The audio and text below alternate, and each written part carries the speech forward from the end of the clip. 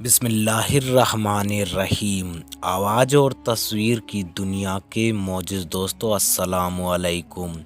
मैं उम्मीद करता हूँ कि आप सब दोस्त खैरियत व आफियत से होंगे। अल्लाह पाक से दुआ है कि आपकी तमाम जायज़ ख्वाहिशात को मुकम्मल अता फ़रमाए, आमीन। अजीज़ दोस्तों, बढ़ते हैं आज की कहानी की जानिब। ये कदीम मुस्लिम ताजरों की रिवायत थी कि वो सुबह दुकान खोलने के साथ एक छोटी सी कुर्सी दुकान के बाहर रखते। जो ही पहला ग्राहक आता, दुकानदार कुर्सी उस जगह से उठाता और दुकान के अंदर रख देता। लेकिन जब दूसरा ग्राहक आता तो दुकानदार अपनी दुकान से बाहर निकलकर बाजार पर एक नज़र डालता। जिस दुकान के बाहर कुर्सी पड़ी होती, वो ग्राहक से कहता कि तुम्हारी ज़रूरत की चीज़ उस दुकान से मिलेगी। मैं सुबह का आगाज़ कर चुका हूँ।